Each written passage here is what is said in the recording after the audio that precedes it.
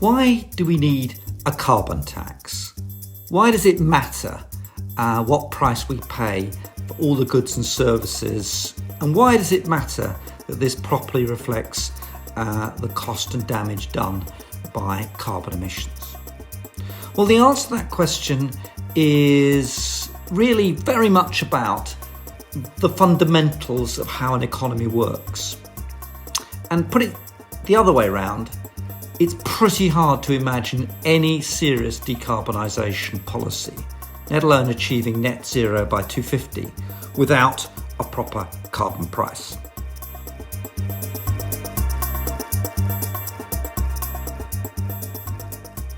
An efficient economy, and it's obviously going to be a sustainable economy, because if it isn't sustainable, it won't be sustained. An efficient economy is one where all the costs are taken into account. So when you buy anything from a shop, that product had lots of costs involved in it: workers, factories, machinery, travel, all sorts of stuff. And that's reflected in the price you pay. And of course, one of the costs of production is the emissions that are associated with doing it and all the other environmental consequences. So they need to be internalised, they need to be taken on board. And in many respects, we already have carbon prices.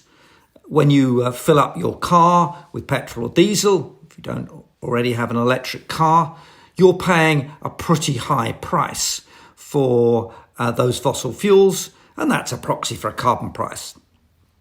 And we do need to get serious about this, because net zero is now the law in the UK, and that means that we have to find a way of getting there, and we have to find a way that's going to be as cheap as possible, because people don't have lots of money to spend on this phenomenal transition in just 30 years that's now required. And if we ask too much of them, if we waste the average consumers and voters and taxpayers' money, then they're going to rebel, and we're not going to get there. So a sustainable economy, an efficient economy, would have a carbon price. We have a mess of many existing carbon prices, and we have an imperative to decarbonise as cheaply as possible. Those are the basics or the fundamentals to any consideration about why we might need a carbon tax.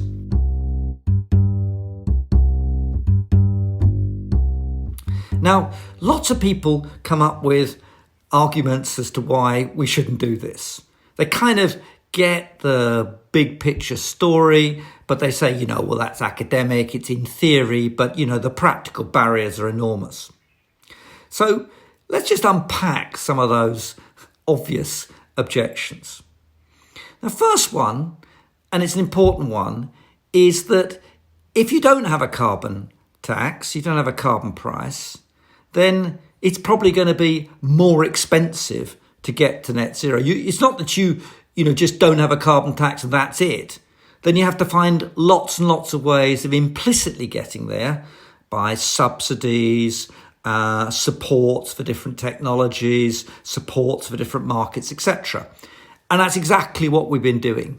So the economy is riddled with feed-in tariffs, contracts for differences, the old renewables obligations, certificates, and all sorts of things that show up in the electricity bills in particular, which come via the central charges for transmission, distribution, and so on. So it's not as if you aren't already paying for decarbonisation, and the truth is you're paying a lot.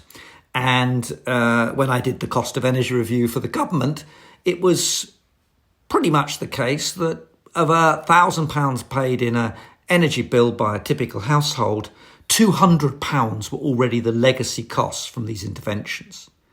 So don't kid yourself that if you don't have a carbon price, somehow you escape the costs. It's almost certain they're going to be higher.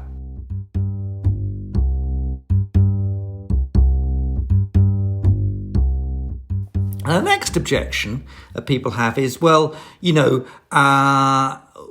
we recognise that, there might be a case, but, the voters won't have it. and it's just too politically difficult. Well, that's got quite a lot of merit as a short-term expedient argument. But of course, it assumes that the voters are going to have all the other costs that are going to be piled upon them, which are going to be higher than the carbon tax itself would have been. And I suspect that when it comes to what in the newspapers are sometimes called lecky bills, they discover that there's quite a lot of resilience. So, for example, when Ed Miliband stood up to David Cameron, the issue at the top of the agenda in the 2010 election was, well, electricity prices, right? And the rebellion around that. And, something had to be taken off the bill onto the exchequer to kind of patch that up. We had an energy price cap put in place and so on and so forth. So the politics are tough either way. The political deceit in all of this is that we're told somehow that we can decarbonise and, it ain't going to cost you very much.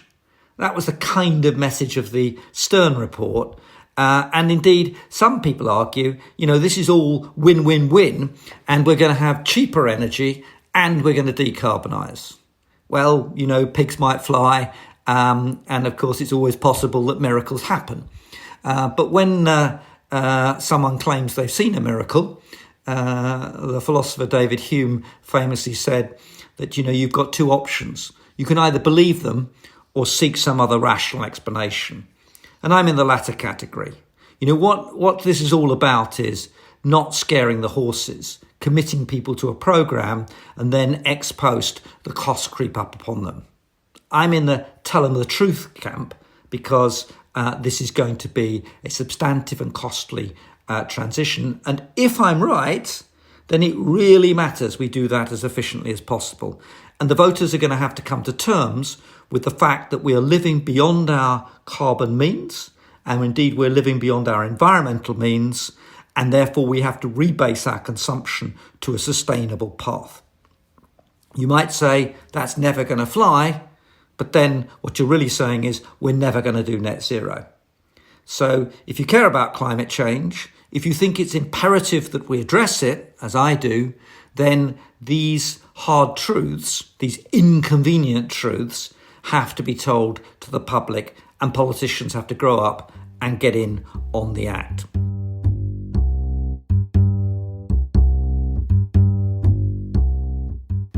Now, another objection out there is that, well, it's all very well, but it's going to destroy our industry. Our industry can't afford to pay higher carbon prices. It can't thereby compete in international markets. Well, here there are a couple of things to say. The first thing is that not all business trades. The second thing is to say that there are lots of businesses that are growing and expanding because they're in the low carbon business. That's their market. That's their opportunity. And actually, to add to that, of those companies that trade, the big ticket story is that we have to apply the carbon price to the border so that imports are treated on exactly the same basis as domestic production. That's a border adjustment. It then means that we have a carbon consumption target because all of our consumption is caught within the umbrella of the carbon price, and there's no competitive disadvantage to our exporters. Unless you do that, you just export carbon emissions to countries like China, who then have an artificial subsidy in competing back in the United Kingdom going forward. And in my net zero book, I set out very clearly what that carbon consumption target should look like. But, the industrialists are right. You do need to address imports and international trade. And there is a right answer to that, which is that at the border, you need to charge the carbon price to the imports of steel as well as the steel produced domestically. And it's not rocket science. It doesn't have to be perfect. It's better to be roughly right than precisely wrong. And much of our carbon imports come through a small number of key internationally traded commodities and goods, and we can address those just as easily at the border as we can by looking at a steelworks in the UK or other comparative manufacturing activities.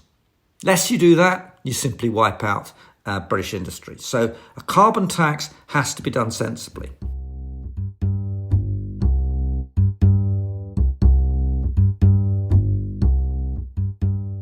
A final objection is the poor can't pay. And that may well be true. But that's true for the water bills, that's true for paying for the latest sports package for broadband, it's true for paying for mortgages, rents, etc., etc.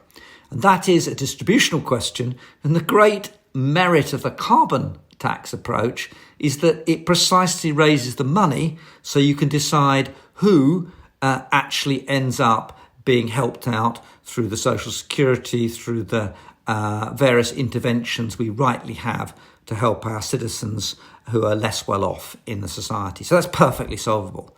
And another way of putting that to say is, if you believe that you're not going to compensate the poor, and you believe that the poor are an overwhelming barrier to having carbon pricing, then what you're really saying is we're not going to do net zero. We have to do the distributional stuff and the decarbonisation, and there's nothing inconsistent with having the right price for carbon to achieve that. Now, how do we do this? Well, some people say, that, we're already there, aren't we? Because there's the EU ETS, the EU Emissions Trading Scheme. And can't we just write that across to us? And indeed, the Treasury has come up with 3 possible proposals post-Brexit transition, just shadowing the EU ETS, inventing our own ETS, and the carbon tax. Now, if you look at those, the EU ETS is not an example any sensible person would really want to follow. It was, instead of a carbon tax, it was heavily lobbied for, and the reason it was lobbied for by the polluters was that they got grandfathered the permits, they could stick them on their balance sheets, there were barriers to entry, and as became abundantly clear, the EU ETS produced a low and volatile price, which had virtually no serious impact on the polluters and no serious impact on emissions. But the supporters of the EU ETS say, that's in the past, of course, but, it's going to be different in the future. Why? We, the Commission, are going to manipulate the number of permits to jack the price up. Well, that's just an extremely expensive way of having a carbon tax. And it defeats the very purpose of the permits, which is to establish the quantity and let the market provide the price. Actually, what's going to happen is they're going to doctor the permits to produce the price. And my answer to that is, why go through all this hassle of the administration, the trading, indeed the fraud, everything else around it, when you can just simply go straight to the carbon price itself?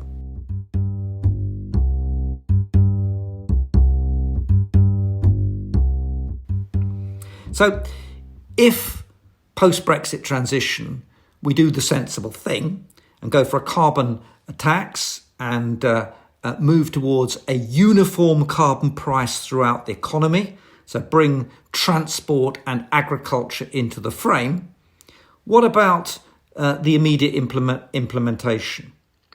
My answer to that is pretty straightforward. It's not where you start that matters. It's that people credibly believe that you're going to adjust the price to whatever level's necessary to meet the overall carbon targets. And so what should you do? Well, the obvious thing to do is use the current EU ETS price as the starting price, have that for a couple of years so that there's no disruption to immediate expectations, and then gradually roll out the carbon tax across the economy more generally, and really importantly into transport and heating, and especially into land use, get the carbon offsets market going for natural carbon solutions and so on and so forth, and develop the framework and credibility around the instrument. After all, although that would not be perfect, it would be a massive improvement on taking over an EU ETS over which we had no influence or control in the future. And God forbid that we go down the route of developing our own ETS. We did that once before under Margaret Beckett's term at what was then the DTI, and we managed to spend a lot of money on factories and plants for companies which arguably would have closed anyway. So the case for a carbon tax is very strong. It's not a sufficient condition to address climate change, but it's certainly necessary. And when you look at all the objections that people bring forward, they're really special pleading. And the worrying thing is that behind them lies the idea that we can't afford the costs of decarbonisation, and therefore we must shy away from being explicitly exposed to those costs. Well, at the end of the day, either you want to do net zero or you don't. If you do, it's beholden to find the cheapest and most efficient method of getting there. So let's do it. Let's have a carbon tax. Thank you for listening.